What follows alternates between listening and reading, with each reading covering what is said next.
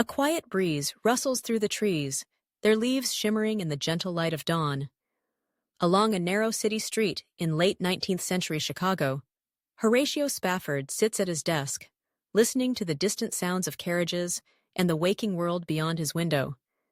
He is a man weighed down by sorrow and yet sustained by an unyielding faith, one that would inspire a hymn sung by countless voices, echoing in homes and churches across generations. This is the story behind It Is Well With My Soul and the enduring lesson it offers. Horatio Gates Spafford was a successful lawyer and Presbyterian church elder, known within his community for his charitable work and generosity. He and his wife, Anna, flourished in the vibrant heart of Chicago with their 4 young daughters. Their lives seemed blessed, defined by love, comfort, and the joy of family. Yet, as so often happens, life's storms can arrive without warning. In 1871, the first of many tragedies struck. The Great Chicago Fire tore through the city, reducing blocks of homes and businesses to ruins. Horatio lost much of his real estate investments, his financial stability turned to ashes. This would be difficult for anyone, but Horatio's faith was deep, and he quietly resolved to rebuild. The family pressed on, finding hope in each other, determined not to let loss define their lives.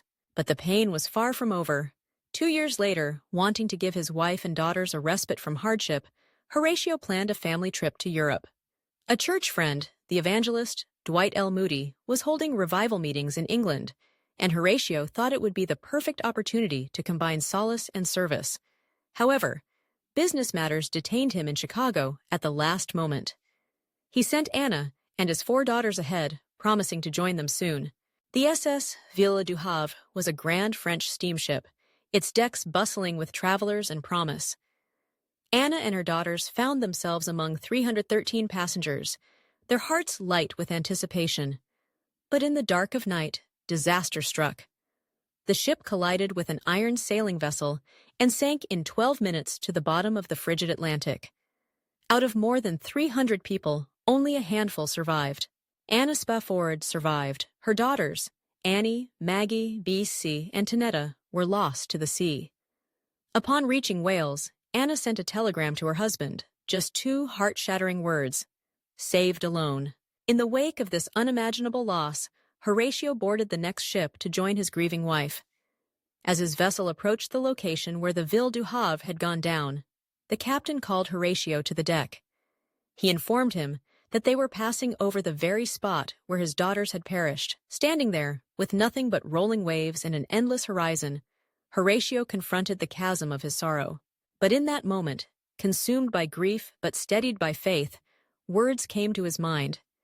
They poured out on paper, not of despair, but of hope, acceptance, and peace. When peace, like a river, attendeth my way, when sorrows like sea billows roll, whatever my lot, thou hast taught me to say, it is well with my soul. The poem he wrote would become the now famous hymn, a balm and testament to the resilience of the human spirit. The melody for Spafford's poem was composed by Philip Bliss, another gifted musician who, moved by Horatio's story and words, set the verses to music. Together, their hymn would travel far wider than either man's own journey. The hymn's power lies not only in its beautiful melody, but in the unflinching truth at its core. Spafford's words acknowledge the overwhelming nature of suffering, when sorrows like sea billows roll, and at no point do they diminish or dismiss the pain. Instead, the hymn is an affirmation born from the heart of loss. Inner peace is not found in the absence of sorrow, but rather in the presence of faith. It proposes a posture of acceptance that does not deny suffering, but gives meaning to it. Through the hymn, Spafford chose to trust that something greater was at work, and that ultimate well-being could persist, even when the heart was breaking.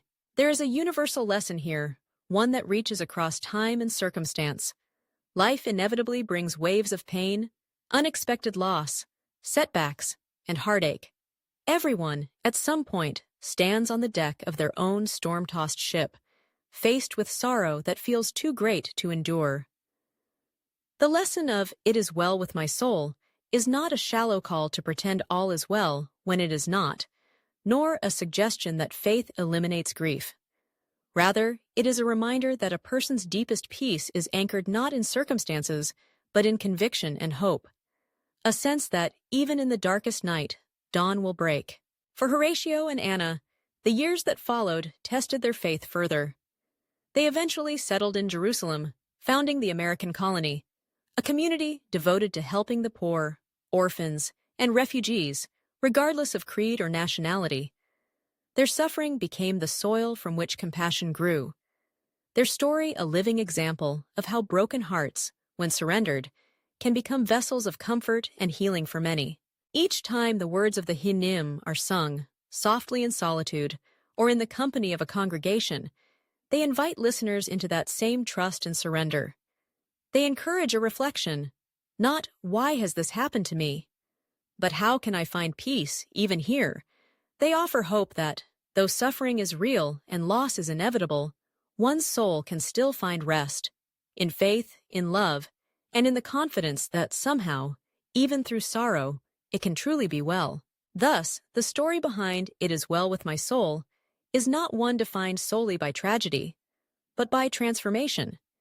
It is the story of a man and a family who walked through the fire, felt the bitter cold of the sea, and chose to respond with faith and purpose. Their legacy endures in the countless lives touched by their hymn and in the universal lesson: though we cannot always choose what happens to us, we can choose how to respond, and in that choice, discover that peace is possible, even when the world is not.